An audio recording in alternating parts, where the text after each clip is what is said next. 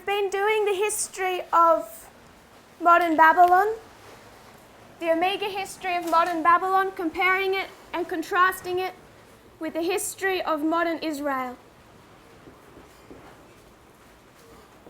So this is the Omega history of modern Israel. We're comparing it and contrasting it with the Omega history of modern Babylon.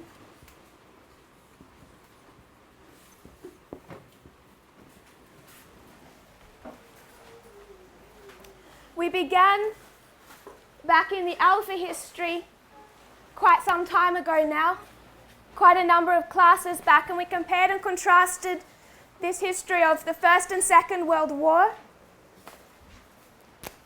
She's okay there, I don't mind. First and Second World War,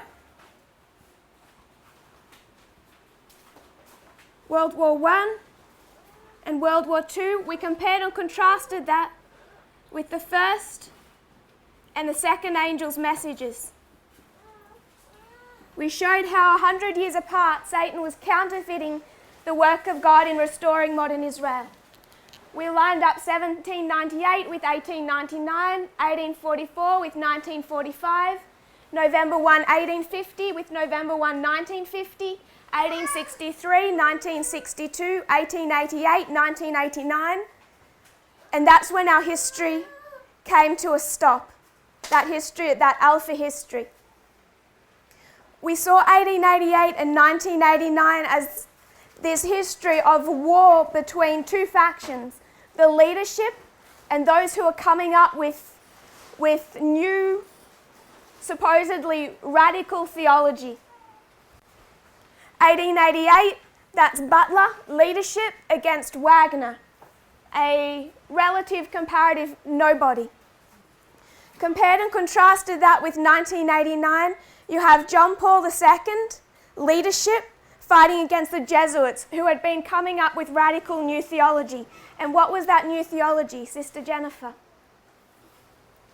What did we call the theology the Jesuits had been developing? It's in Latin America. Liberation theology. And what does liberation theology teach?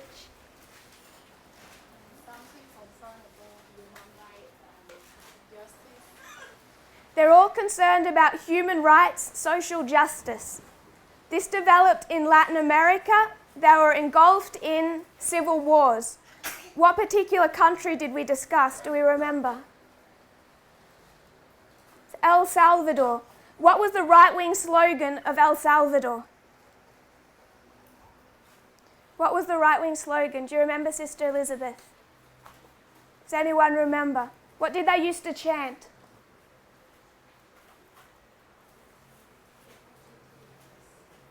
Sister Snyder? Be a patriot, kill a priest. So why would the right-wing political factions be encouraging the killing of priests and Catholic leadership? Why would the right-wing factions be encouraging that in Latin America?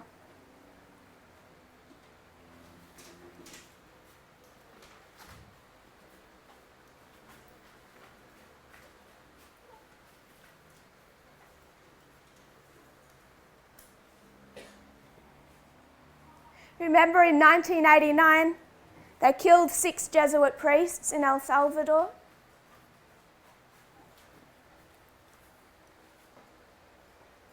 What were the Jesuit priests teaching?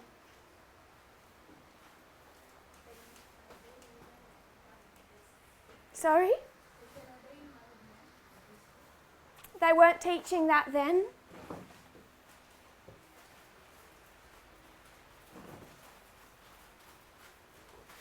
Does anyone else remember? My brother? Use of contraceptives to reduce pregnancy rate. That's kind of a result of what they were teaching. They start to have these quite liberal ideas. What they were teaching was liberation theology. And liberation theology is quite left-wing. Can we see that? Is that okay? So liberation theology, it ends up coming up with these ideas like the idea of allowing contraception, so it eases social suffering. But contraception is in any form completely against the theology of the Catholic Church. So these Catholics in Latin America, they're seeing the suffering of their people as Latin America is engulfed in civil war. And why is Latin America engulfed in civil war? Just wanted us to remember, put it in our minds, that Latin America is torn between the United States and the Soviet Union. So Latin America is torn between the capitalism of America and the socialism, communism of the King of the South. And so it becomes like we would imagine Syria or Afghanistan today, where the southern countries of America are essentially becoming proxy wars in the history of the Cold War. So you want to know why there's so many immigrants trying to get out of the southern countries of America. The southern countries of America are like Syria and Afghanistan in 40 years' time. They suffered a lot because of this. So the United States is against any slightest hint of socialism, so it props up dictators, more capitalist-leaning dictators. And the Catholic Church, it starts to head or lean quite towards socialism. So they develop, in the history of the Cold War in Latin America, they develop this theory of, I don't think we have it on the board anymore, of liberation theology. And what was John Paul II's position on liberation theology? When they begin to use political means, they cease to be theologians. So he accuses the Jesuits and those in South America of becoming too political, which is quite a contradiction of himself. He says, Ratzinger then, in the same history, calls liberation theology a singular heresy and a fundamental threat to the church. So these are the two sides. The Jesuits were bringing this liberation theology.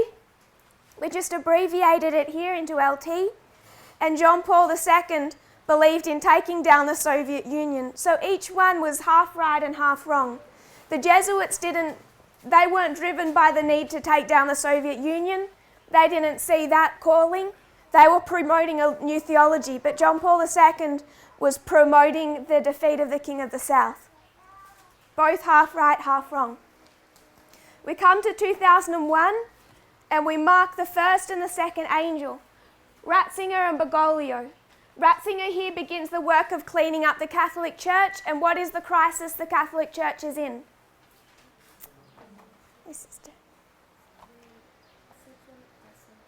The sexual assault crisis. If you were to add them all up, it would be tens of thousands of people who were abused by Catholic priests or lay members in this history. It's created a crisis that fully breaks out into the open. It's swelling, but it fully breaks out into the open in 2002. And Ratzinger from 2001 is overseeing the cleanup of that crisis. From 2001 to 2005, he's working on cleaning up that crisis. He's not having much support from the Catholic leadership because John Paul II sees no need to clean up this crisis. He just covered everything over. In 2005, we mark the death of the leadership. Death of the leadership we mark at 9/11, death of the leadership in 2005, and introducing the new leadership, Ratzinger becoming Pope Benedict. We also mark the arrival of the second angel. Bergoglio is the runner-up, and here he starts to be much more well known. So we come to 2001, 2005. We're under the leadership of the first angel, but the second angel has arrived. Then the first angel is going to encounter a crisis. In 2012, it's the rejection of time. Elder Jeff rejects the testing message for that dispensation. He rejects the voice of the coming second angel. He rejects time setting. And in 2014, just as Moses struck the rock, so was not allowed to enter into the promised land, 2014, you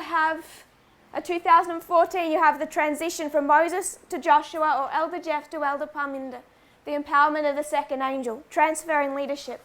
2012, there's a crisis in the Catholic Church, Vatican leaks. Because of this crisis, Pope Benedict resigns.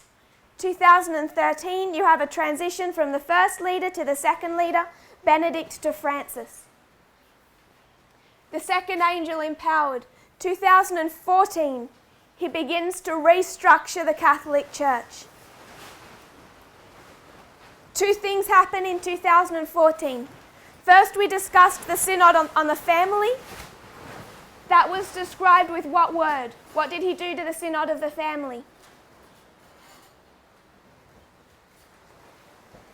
It's the same word you would use for an election. Rigging. He rigged the synod of the family, and this creates a storm at that synod. And who was one of the leading, in some instances, the leading conservative voice against him? Australian, George Pell. So George Pell is one of the leading conservative voices that fights vocally against this rigging of the synod. To bring a more liberal-minded conclusion out of that synod. That was his attempt. At the same time, in 2014, he sets up this REPAM. It's the preparation for the 2019 Amazonian Synod. And then we trace the history of 2014 to 2019 as he tries to set up that synod.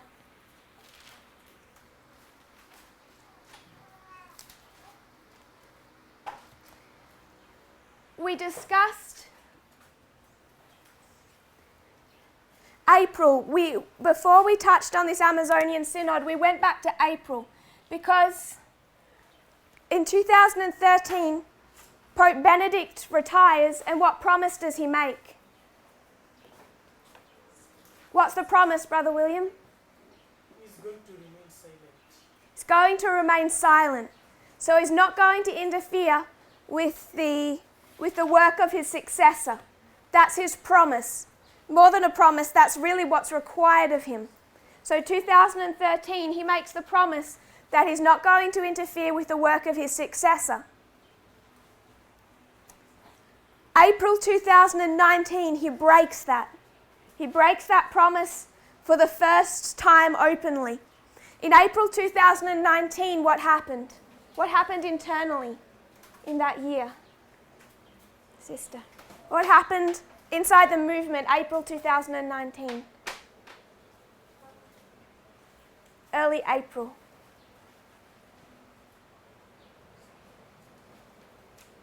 There's a camp meeting in Arkansas.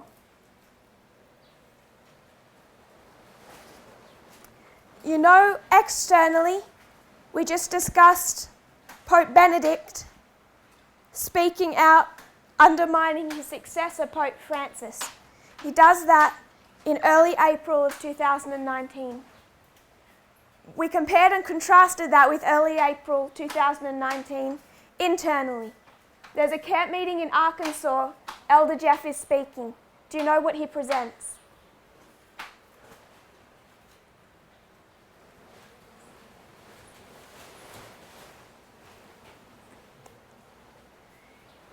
My sister, do you know? With what presentation? Half right and half wrong. So early April 2019, Elder Jeff undermines Elder Parminder by presenting the message of half right and half wrong. He's saying that Elder Parminder in 2012, with time setting, was half right and half wrong. That he was right on the time, but wrong on the prediction of 2014 as Sunday law. So while he's acknowledging that he has passed the mantle, he's also undermining his successor. And it's interesting to note that when Elder Jeff left this movement at the end of 2019, he made the claim that it had been many months since he had watched any of my presentations, and many months since he paid any attention as he watched them. So he says at the end of 2019, somewhere back here, I stopped watching anything Tess had to say. And even before I stopped watching, I intentionally paid no attention through her presentations, which is why to attack us now they have to resort either to personal attacks, which are mostly lies, or theological attacks, which are mostly lies about what we teach. They don't even know what we teach. So I would suggest that it's in this history around April. Definitely he's not paying attention, probably stops watching entirely anything we have to say, because we've had this conflict about whether or not he's right on the doctrine of half right, half wrong. And our position is that that's incorrect to take that to a history of success. So at the same time, in the same few days that we had that internally, they experienced that in the counterfeit externally.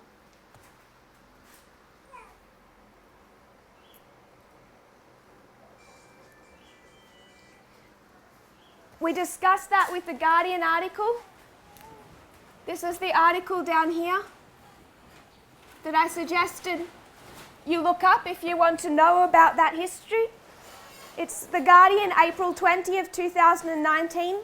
One church, two popes. Why Catholicism is in crisis this Easter. What Elder Jeff's message did was beneath the surface, where people can't see, there's these two groups that have been developing for some time.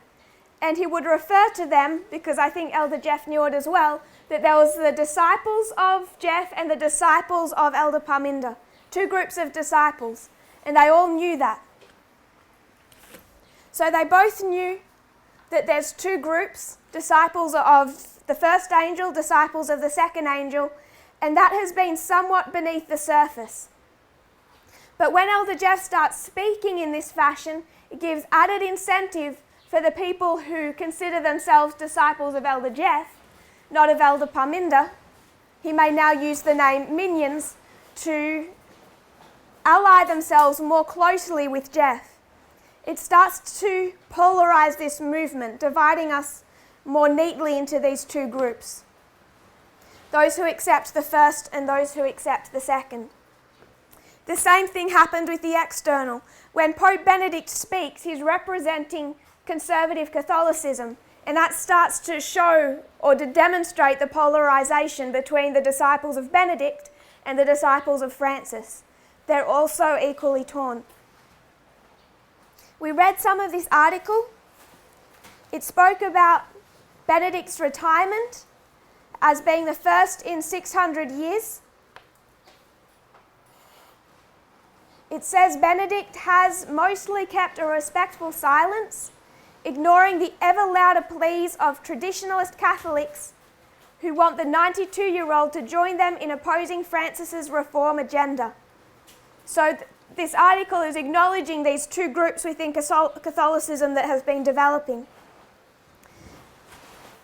All of this changed, Pope Benedict's silence changed early April when Benedict published a 6,000-word article in a German magazine.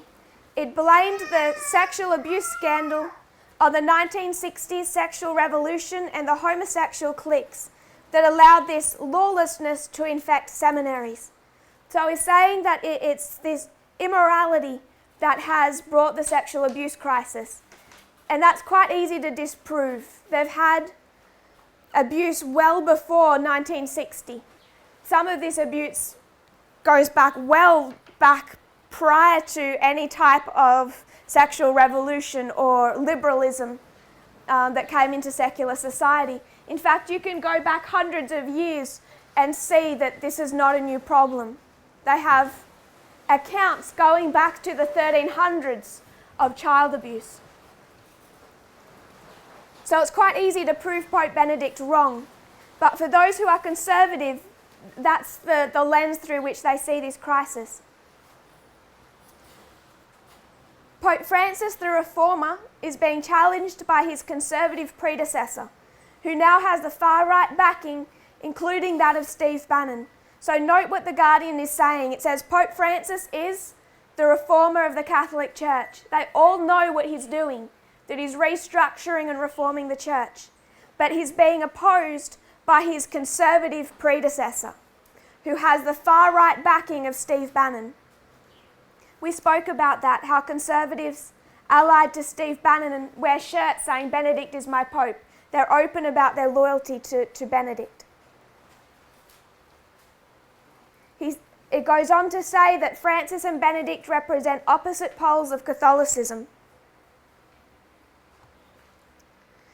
So, I don't know how aware you are of how the movement has developed in the last 5 years, but for me, I think for many of us who have seen this shaking in its early stages, in its development, not just from October 2018, but going right back to 2012, the compare and contrast is quite simple.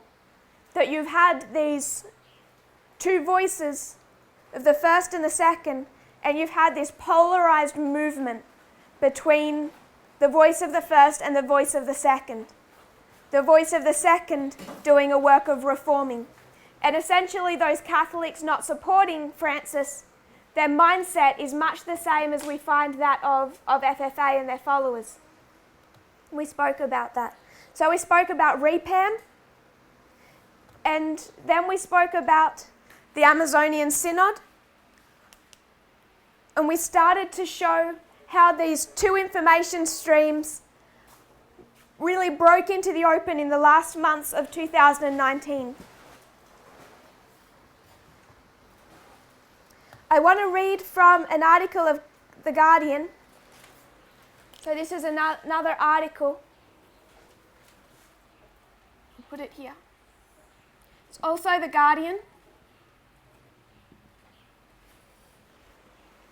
And it's titled, Pope Apologizes for Theft.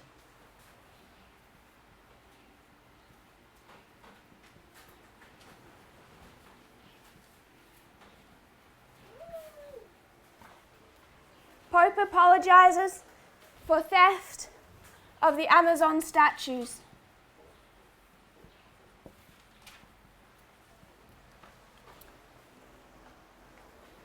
This was when the Amazonian Synod first began. It opened. We discussed how there was this ceremony. The indigenous people of the Amazon came with their full traditional dress, traditional feather hats. They had a tree planting ceremony, and they brought these statues from the Amazon of a naked pregnant woman, just her side, so you can see her belly, the baby inside her belly. Those statues were stolen by a conservative Catholic who believed they were pagan idols and hurled into the river in Rome. This is discussing the response from that. The theft of the video, because he videoed himself and posted it online stealing these statues, this video was widely circulated on conservative and traditionalist Catholic media that showed two men who entered the church before dawn, took the statues from the altar of a side chapel and threw them into the Tiber River. The statues were later recovered, but the theft was celebrated by conservative Catholics who considered the statues pagan idols. Cardinal Mueller, who was sacked by Francis in 2017 as the Vatican's doctrine chief, said the great mistake was to bring the idols into the church in the first place. Quoting him, "To throw it out can be against human law, but to bring the idols into the church was a grave sin, a crime against divine law." And he said this to conservative US Catholic broadcaster EWTN. So Guardian says EWTN is conservative.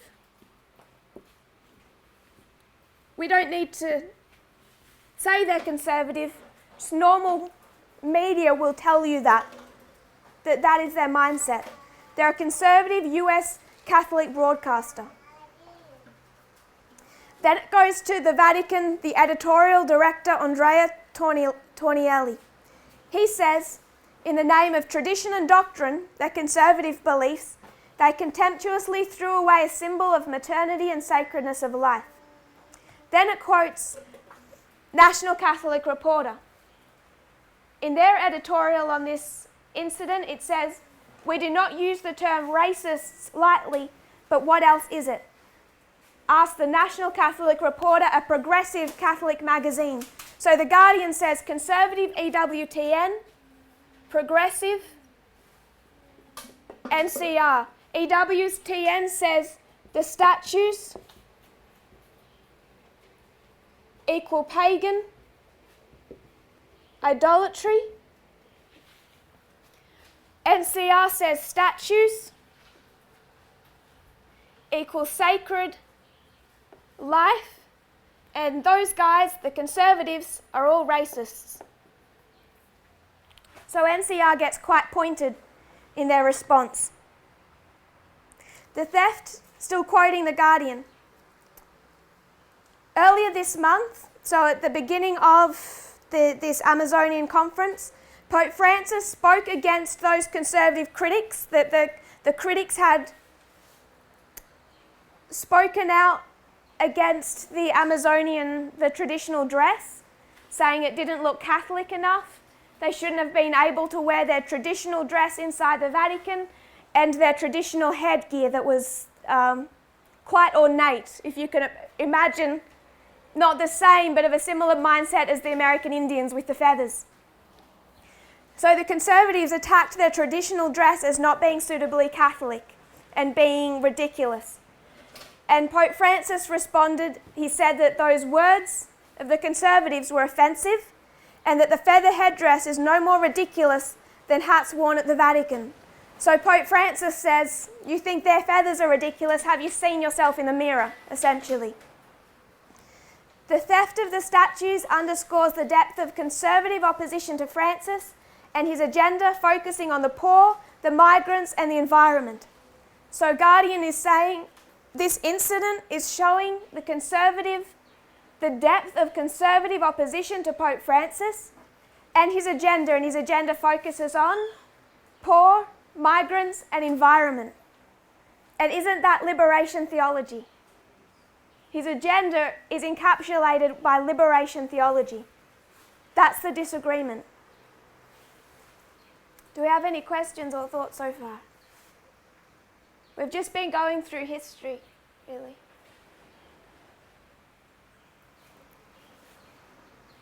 We also, for your own research, LifeSite News. LifeSite, I believe, is one word. Another conservative information stream, if you're going to look these things up yourself. It speaks about the difference between I don't have the link of the article here, but it speaks about those allied to Pope Francis, how they're trying to use this Amazonian synod to bring in married priests and female deacons. And it quotes one of these liberal allies of an Austrian bishop, liberal ally of Pope Francis, who says tradition has a bad taste. They need to get rid of the ballast that has accumulated over the centuries, that the church carries with it much suffering, and that those in the far right corner, the conservatives, fanatically defend this suffering, this ballast, as tradition.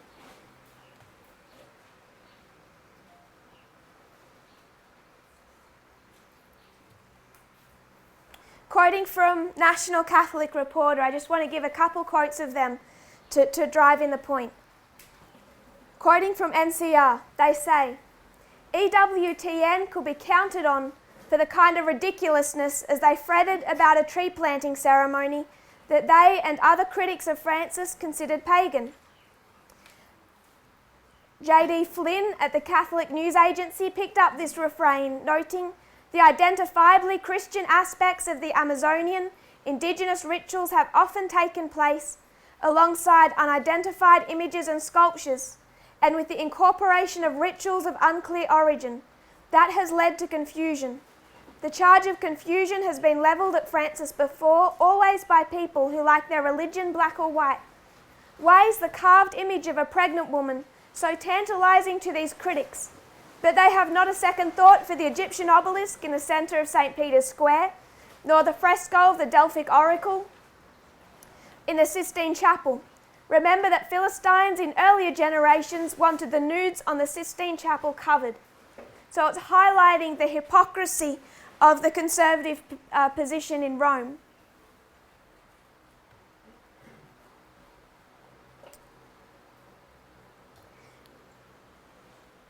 Going back to that Austrian bishop, he says that there have been many teachings, we read this yesterday, I'm just reminding you, many teachings just within the 19th century, in the 1800s, that the church in the 1900s abandoned. For example, the church's stance with regards to democracy. So if you considered how the Catholic Church spoke of democracy in the 1800s compared to how they spoke of it in the 1900s.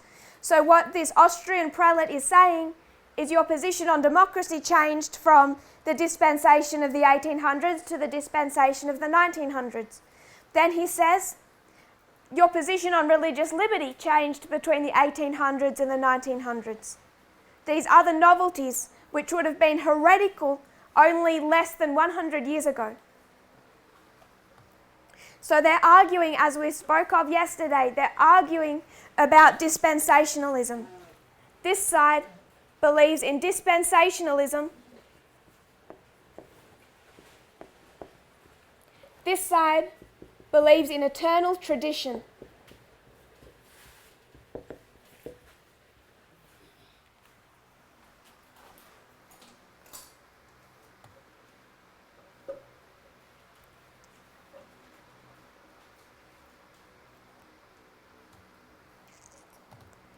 Do we have any questions or thoughts so far?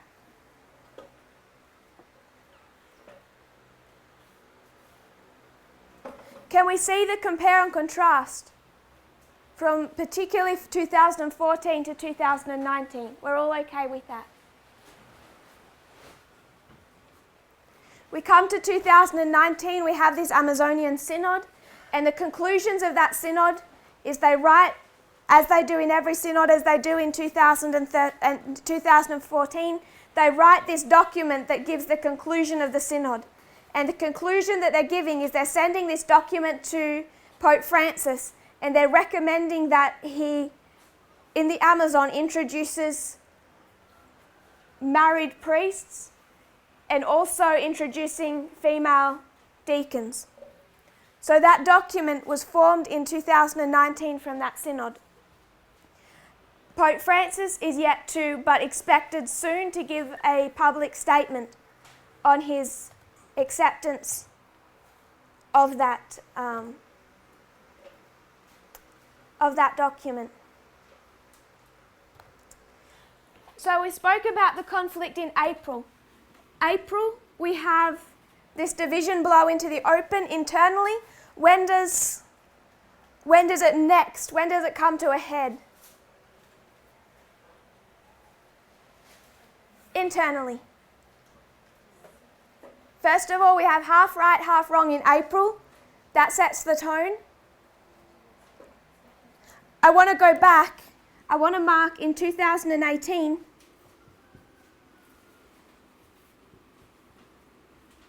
The Midnight Cry is given and is accepted by a great many people. By a great many people, it is not accepted. If you want to talk about two streams of information, does Elder Jeff accept that? No. So you have vocal and not so vocal rejection of the Midnight Cry from the very beginning. 2018, you have an attack and a rejection. 2018, was there an attack and a rejection of Francis? Who remembers that? I think it was actually presented in October because it had already happened by then. 2018, there's an attack on Francis and his allies. My brother. Archbishop Vigano. For your own research, I just want to note that there. You can trace this split developing, particularly from 2018. 2018, Vigano speaks on behalf of the conservative group, and they are rejecting Francis and his methodology. 2018, you have this attack and rejection of the Midnight Cry message. Not openly by Jeff, not openly by Benedict, but definitely by their followers. Benedict didn't speak out and support Vigano, but it was his disciples who were fighting. Elder Jeff didn't openly fight and speak against this message, but his disciples were fighting it. So we can compare and contrast 2018, then April 2019, and then when does it next blow into the open? Sister Elizabeth. Sorry? When?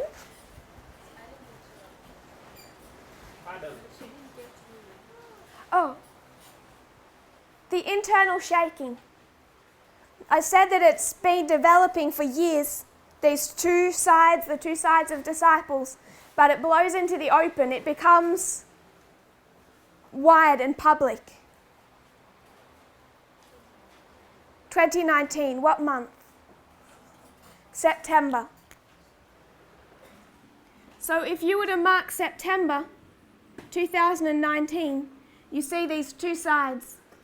You see the movement against Jeff and FFA who here leave and attack the conclusions of this message.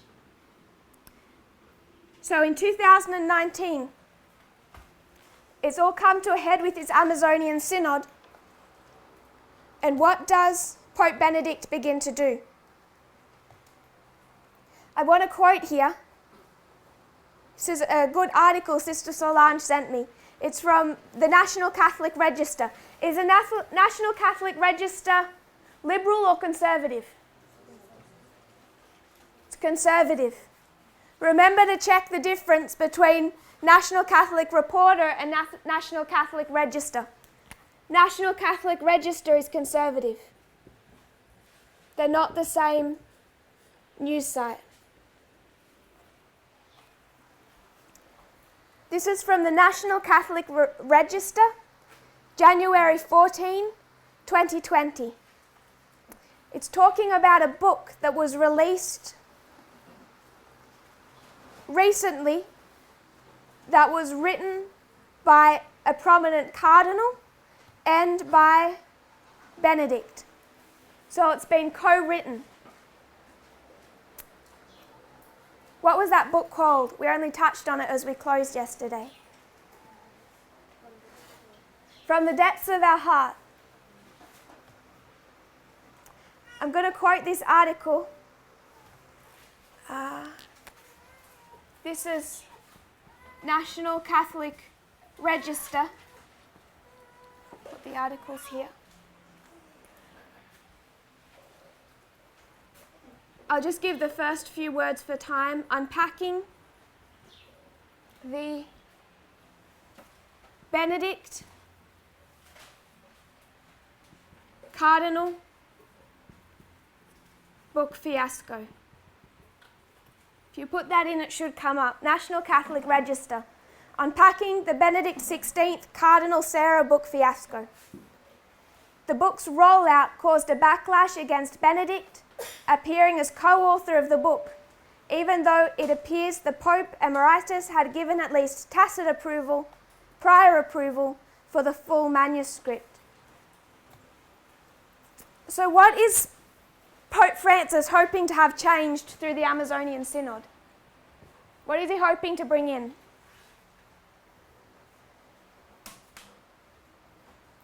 What is the Amazon calling for?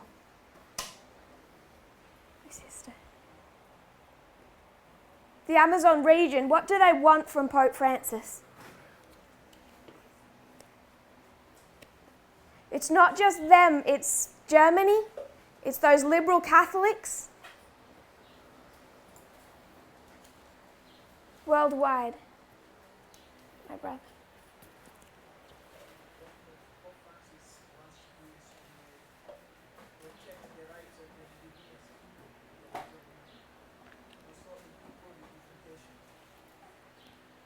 He wants to protect the rights of the Indigenous people, but they have a specific need.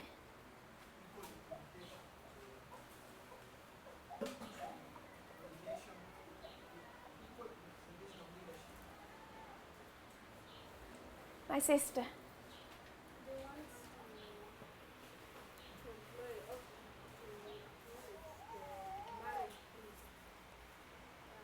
They want to bring in married priests. Why do they want to do that? There's very few. So there's very few priests. They want to be able to ordain married men. And this goes strongly against Catholic theology. So this is all happening in the history of the Amazonian Synod. Everyone knows that's what they're attempting to do all the way from REPAM in 2014. Everyone knows this is what is building. So late 2019,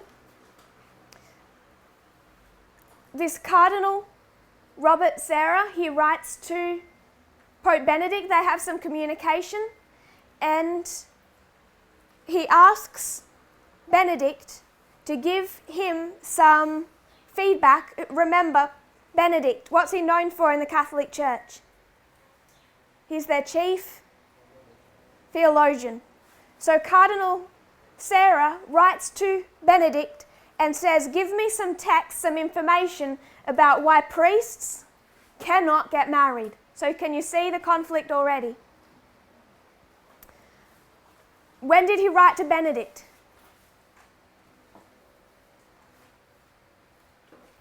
When did that happen?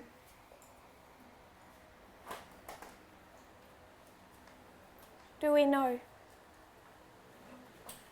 Just comparing and contrasting without knowing the history. When did this split start? Sister Solange? It began a little earlier.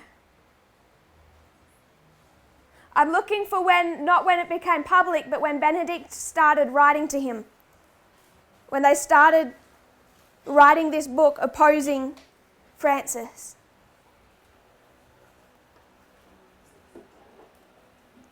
I heard someone say it.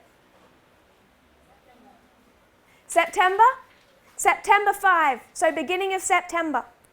On September 5 of 2019, after visiting Benedict XVI at his residence, Cardinal Serra wrote to the Pope to ask him to write a text on the priesthood, especially on the need for priests to be celibate.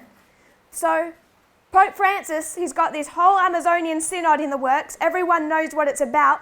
Cardinal Serra visits the former Pope and they have a discussion. This is all end of August or early September. When did the shaking happen in the movement? End of August, early September. Go to the counterfeit. At the same time, you have Cardinal Serra beginning to dialogue with Pope Benedict, and what they're beginning to discuss is their opposition to Pope Francis and his theology. He told him he didn't expect Benedict to agree because Benedict may not want to stir up the media. So Benedict knows that if he writes against Francis, everyone's going to know what he was doing. And he thought Benedict then would not would not write out his views on priestly celibacy.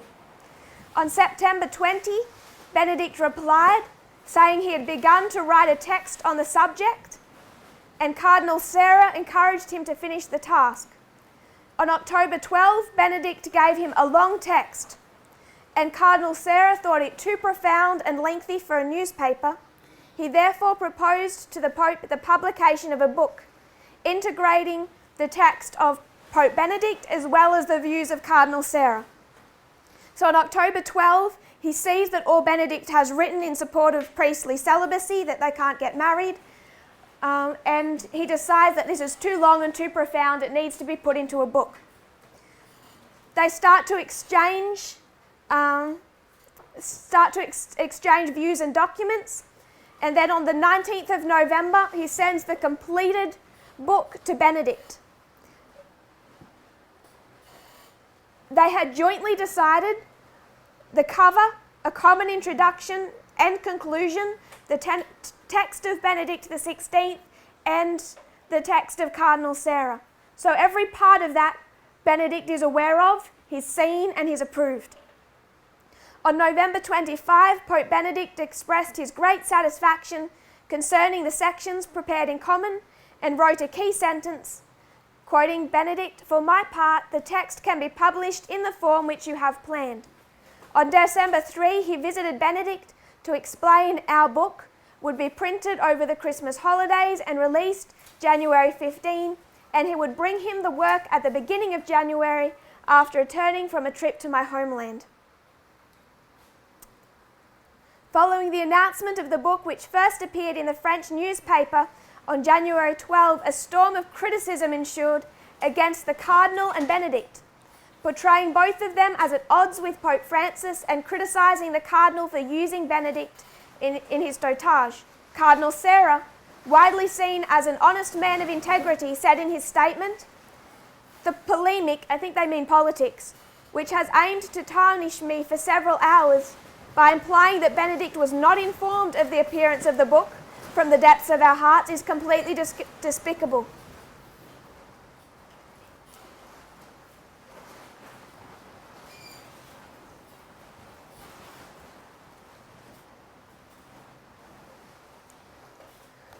So August, September of 2019,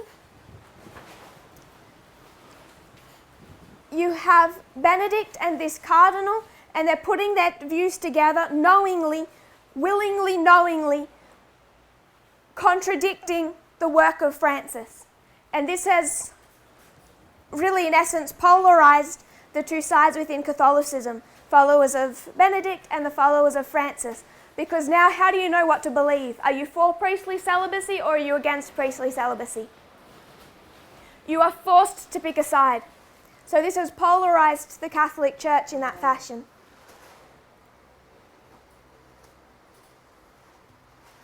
Do we have any questions or thoughts so far?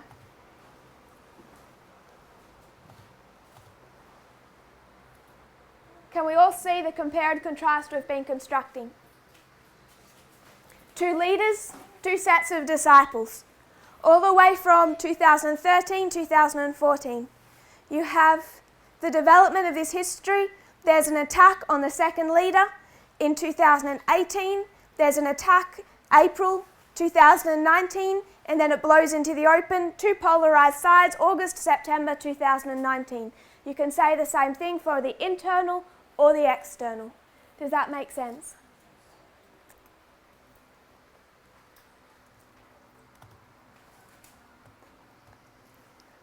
So I want to move into our dispensation.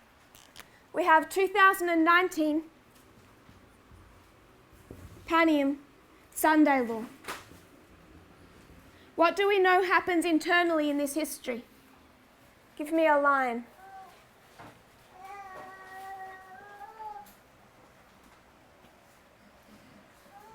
Go to the line of the end of ancient Israel. This history, what is it of?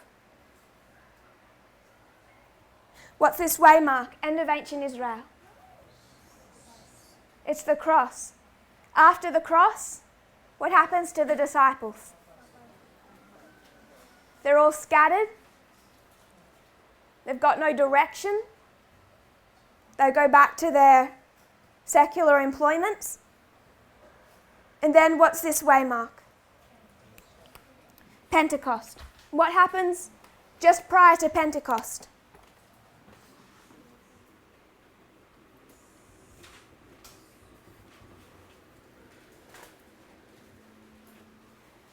They go back to the church at Pentecost. Prior to them publicly speaking, what happens? Where are they? They're in the upper room. They've been lost in the history after the cross. They've been aimless.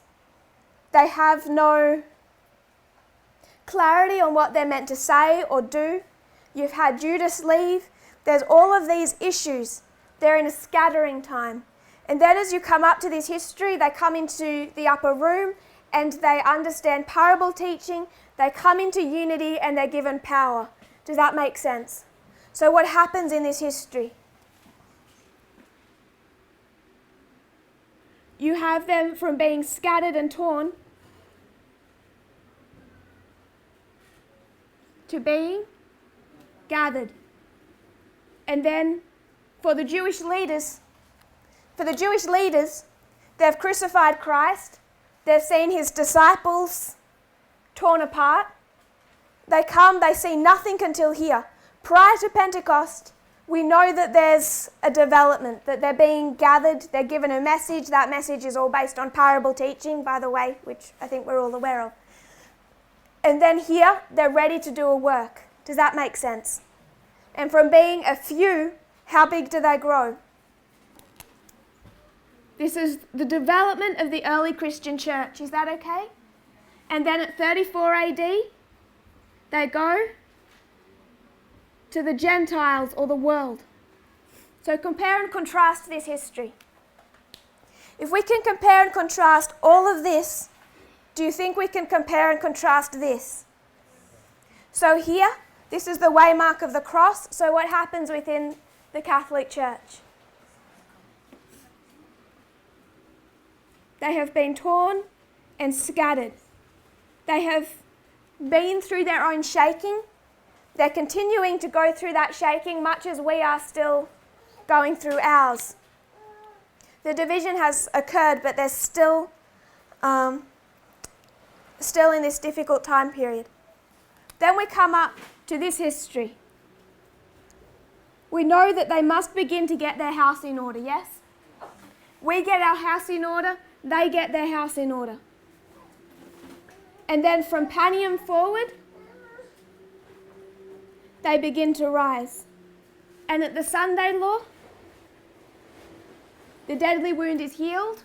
I think that's all where we all place it. The deadly wound is healed, and they do a work in the world. First the church, and then from the Sunday law, the world. First the church, and then from the Sunday law, the Gentiles or the world. Does that make sense? So if we expect to be restored and gathered and lifted up as an ensign, what do you expect of the Catholic Church?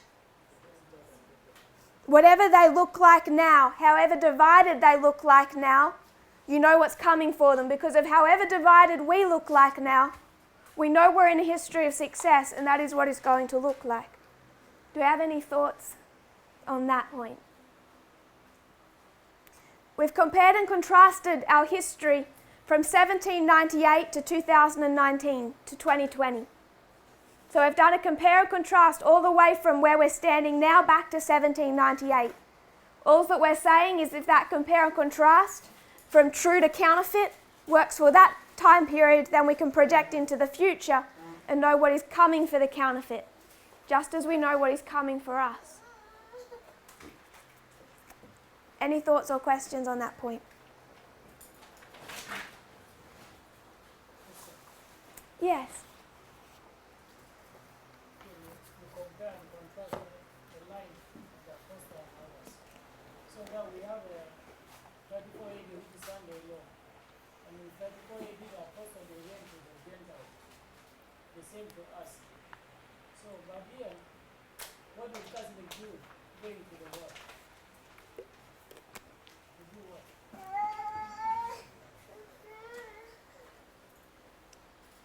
Are you comfortable that they do go to the world then? Because that's no new conclusion, that's typical Adventist understanding.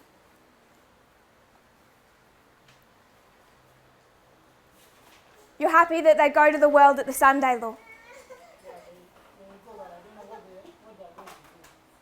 But you're just happy that they do that. That's all I want us to conclude at the moment. I want us to be able to compare and contrast the history up to here. We know that we go to the world, they go to the world. What message do we bring to the world? If you don't know the message we bring to the world, how can we know what message they bring to the world? But we know we bring one, yes? So we know they bring one too.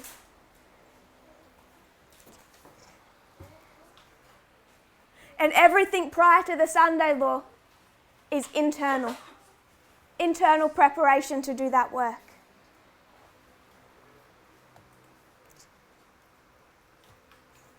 I want to bring us back then, separate to this.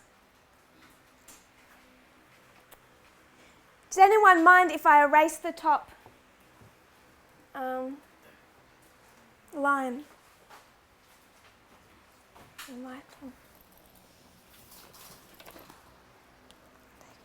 I'll quickly take a photo.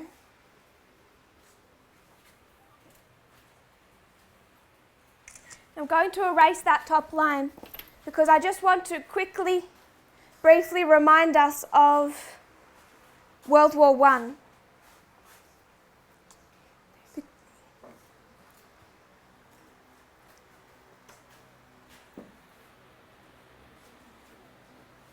This is the compare and the contrast. It's the compare and the contrast with Israel, modern Babylon. But due to room on the board, I want to erase the top line and just plot in our understanding of the Third Diadochi War and World War I.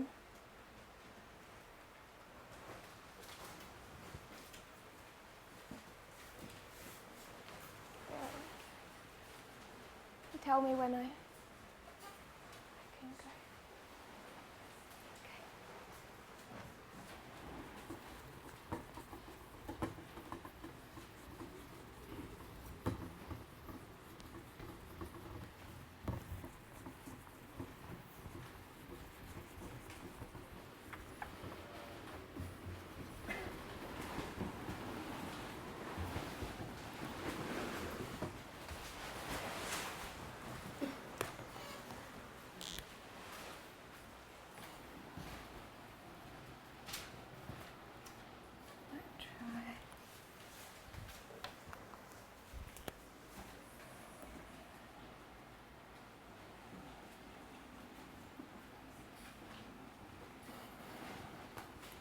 I don't want to go into every detail of the Third Diadochi War.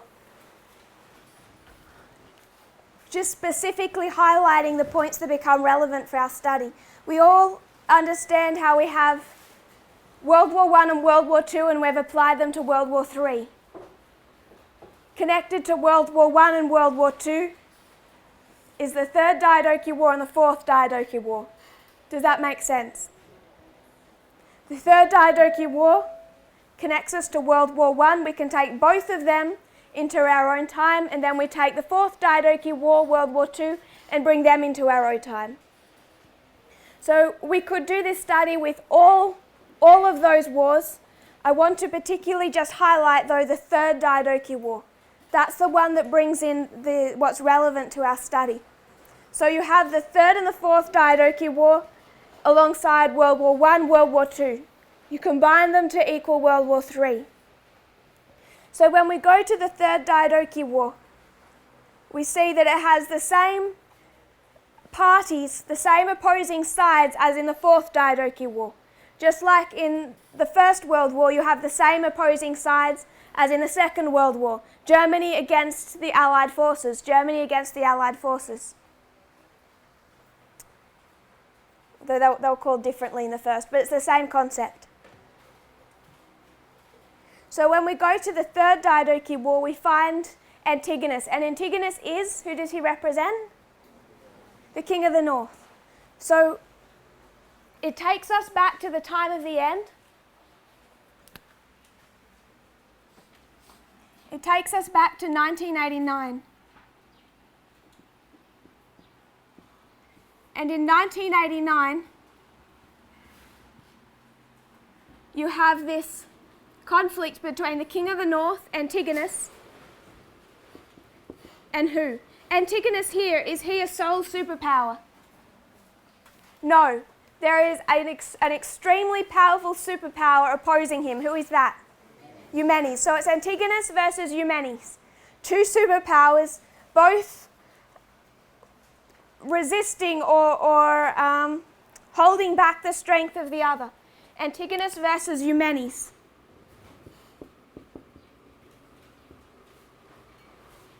And they've been fighting this prior war.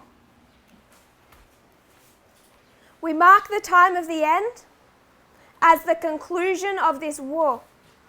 What battle was that? Do we know?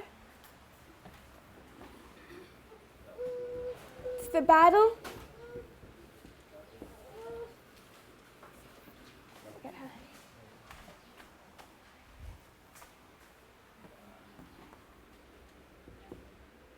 It's the Battle of Gabini. So prior to where we mark the time of the end, you have Antigonus versus Eumenes, two superpowers, and you come to this final battle, the defeat of Eumenes, and Antigonus has taken with him two allies through this history. Who are those two allies? Python and Seleucus.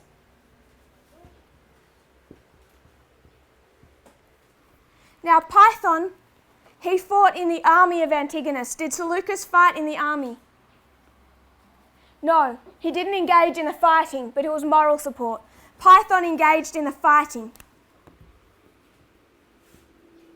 So Antigonus versus Eumenes, two superpowers, and Antigonus has with him, I'll put them up here,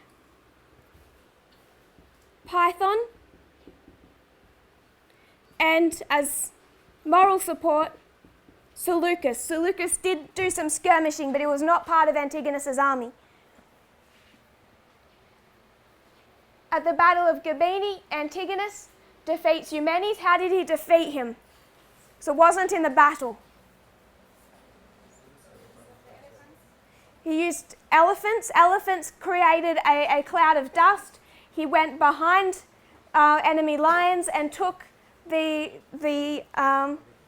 people, the loot of the silver shields being the elite fighting force of Alexander the Great. He took everything that these men had earned for the entirety of their lives, and alongside that he captured their families. So Eumenes is defeated or overthrown by his own people from the inside. His own people surrendered him to get back their families and their belongings. Does that make sense? So Eumenes is defeated from the inside. And when we compare and contrast, who do we make these people? You have Antigonus, the king of the north, just in application, USA. Eumenes, Soviet Union. The Soviet Union, who took it down? Who pulled down the Berlin Wall? Themselves. It was his own people that dismantled the Soviet Union. His own people turned on him. Python and Seleucus, who were the two allies of the United States in this history? The Mujahideen, where did they fight? Afghanistan. We're talking about the 10-year Afghanistan proxy war. And the United States used the Mujahideen. They fought on behalf of the United States. Seleucus, he did not fight in Antigonus's army. So who does Seleucus represent? The papacy. John Paul II. We spoke a couple classes ago about Protestantism and the papacy. Both of them went into an alliance with Reagan over different issues for different purposes. And John Paul II went into an alliance with the United States to help him take down the Soviet Union. Seleucus does not fight in his army. John Paul II did not fight militarily, but he aided through other means. So this is how we break down, without going through the whole history, how we break down this battle. Eumenes was the most powerful general in the East. He had united all the eastern territories, all those independent eastern blocks, didn't do that intentionally, but they were the Eastern blocs. These were the Eastern satraps, which had their own generals over them. He united all of those Eastern territories into one unit against Antigonus. And Antigonus went into the east against those Eastern united forces and overthrew Eumenes. So in this history, Antigonus, he takes the Eastern blocs from Eumenes, and then he takes this title, Master of Asia, or Master of the East. Just as the United States went east, they took all those Eastern bloc countries, independent satraps, you could say, with their own governments. He took them from the Soviet Union.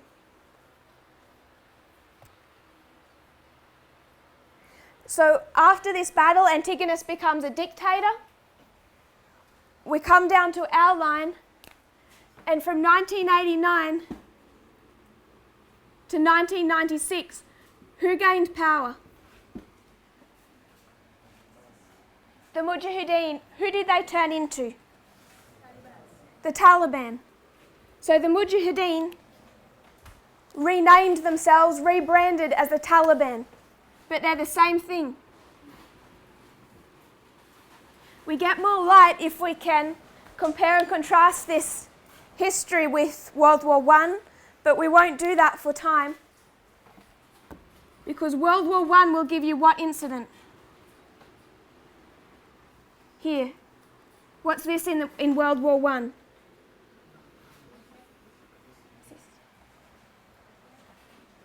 Sorry?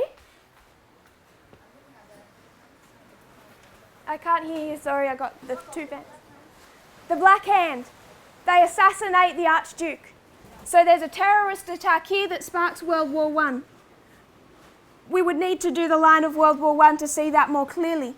But what we do see in the Third Diadochi War is the death of Eumenes. Does that make sense? Sorry, the death of Python. Antigonus has become more and more dictatorial, and he starts to take down all of these other generals who are, however small, he may see as a rival.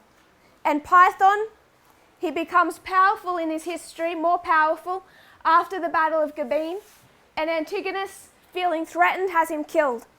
If we were to do World War I on top of the Third Diadochi War, we would see the terrorist attack as a catalyst for this.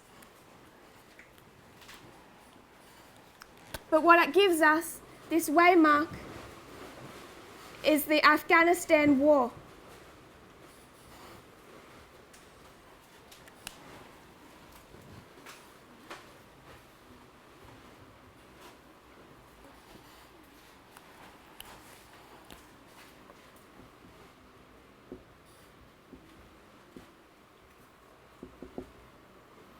So you have Antigonus.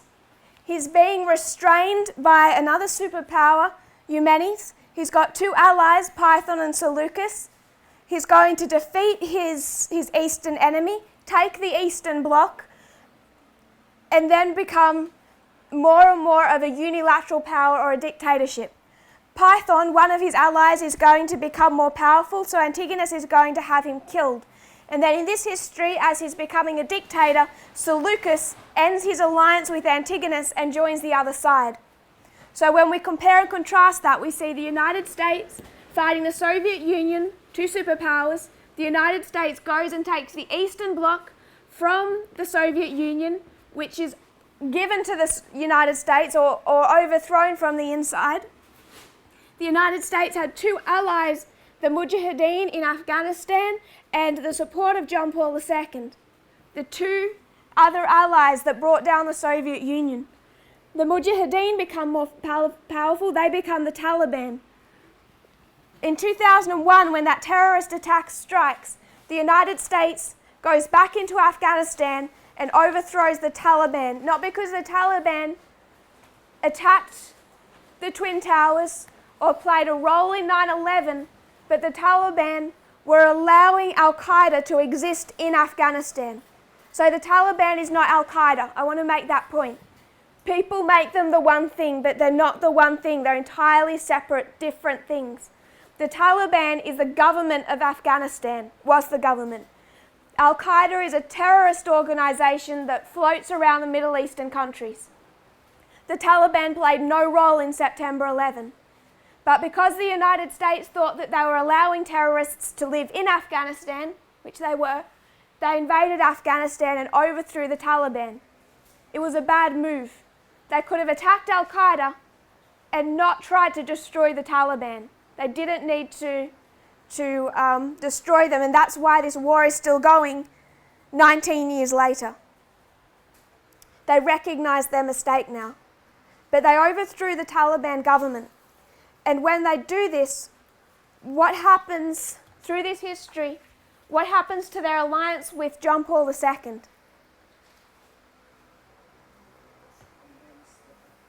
How's their relationship after 1989?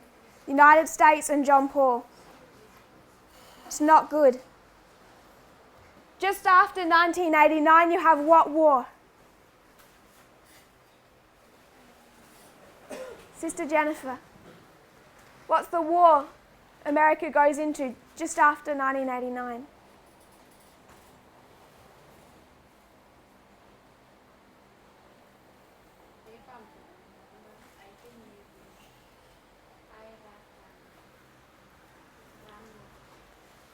They go to war with Iraq. 1990, 91, the Gulf War, Desert Storm. So they go to war with Iraq. It was called the Iraq War until they had another Iraq War, and now it's called the Gulf War. So 1991, John Paul delivers a speech where he gives this is according to the New York Times, a scathing denunciation of the Gulf War. He called it darkness that cast a shadow over the whole human family. He says the United States made a choice of aggression and the violation of international law when they thought they would solve the tensions between the peoples by war. So he says the United States has acted aggressively and violated international law. Throughout the Gulf War, John Paul made his opposition abundantly plain, and several times the Vatican expressed frustration over the futility of the papal appeals for peace. So straight after 1989, you start to see the alliance between the United States and the papacy crumble. John Paul thought that he had an alliance with the United States where he could wield influence. But the minute the Soviet Union began to crumble, the United States government, what use did they have for the papacy? None. So they ignored anything further that John Paul had to say. They'd used him and then discarded him. And he was aware of this, and he was so angry. So he speaks out in 1991 against the United States. He goes on to talk against the United States' role in Eastern Europe. He says that capitalism is almost or virtually as bad as communism. He just launches attack after attack on the United States. Then you come to 2001, the war in Afghanistan, and John Paul said that while one should defend oneself against terrorism, you should only hold the terrorists themselves to account, not entire nations. What is he saying? The United States can go attack Al-Qaeda, but did they have any right to invade Afghanistan? No. So he's speaking against the war in Afghanistan. Then 2003, what war develops in 2003? Iraq War. And John Paul expressed his strongest opposition to the Iraq War. He called it a defeat for humanity. He urged the United States to resolve their disagreements with Iraq through diplomatic means.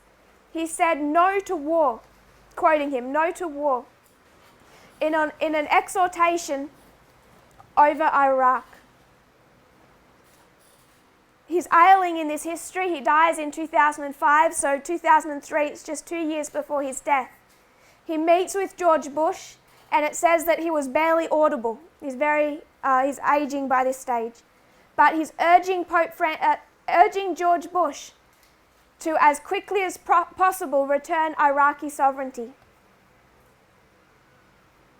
He says it is the evident desire of everyone that this situation now be normalized as quickly as possible with the active participation of the international community and in particular the United Nations. So the United States invaded Iraq against international law, against the United Nations. John Paul's condemning them for that too. He says the participation must be with the United Nations and the international community. So from 1989 and the beginning of the fall of the Soviet Union, this alliance between Antigonus or Seleucus or the United States and the papacy disintegrates. We're out of time, so we might close here. We're just trying to bring in the Third Diadochi War and show the role of the papacy, how it has struggled through this history from 1989, bringing us down to the history of Panium. Do we have any thoughts or questions before we close? Yes, my brother. Okay, we know after the defeating of USSR that this Ukraine and Austria, they go back to, they are being relieved from USSR, influence of USSR. And the expectation of Pope was that these countries will return to this side, but they embrace the Western capitalists. So how can we put that on with what you have said about this parting away? Was this one of the also cause purpose parting with the United States of America? Yes. We could go back to this history, and what Pius XII wanted was as Germany crossed that line and started to invade the Soviet Union, what Pius XII wanted was that priests would follow in that wake and do this huge Catholic revival of Eastern Europe. And he asked Hitler for that when Hitler invades the Soviet Union, if he can send in all of his priests and pretty much unify those Catholic countries as being firmly Catholic. Hitler forbade him to do that. That's one of the reasons it's a history of failure. He said, if you go in, everyone's going in. He refused to allow the Catholic Church to do that, so they did that in secret. They would get Catholic priests, enlist them into the army, they would pretend to be part of Hitler's army, and then once they got over the eastern border, they would disappear.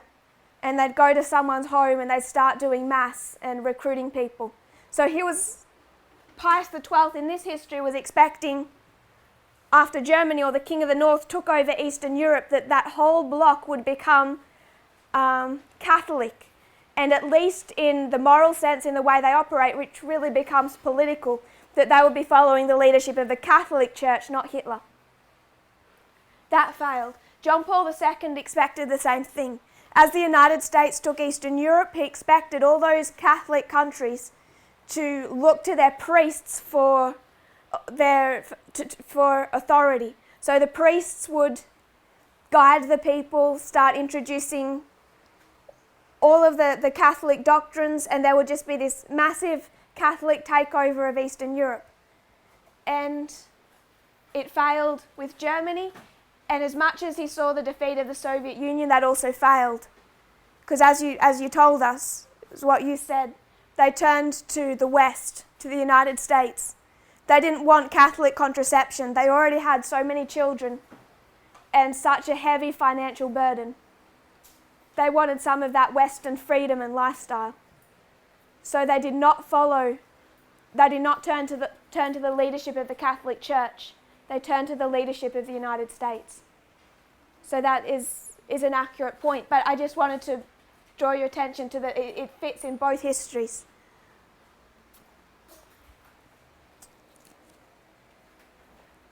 If no one else has a comment, we'll close in prayer.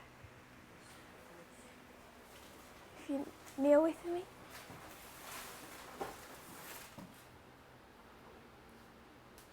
Dear Father in heaven, thank you for our blessings.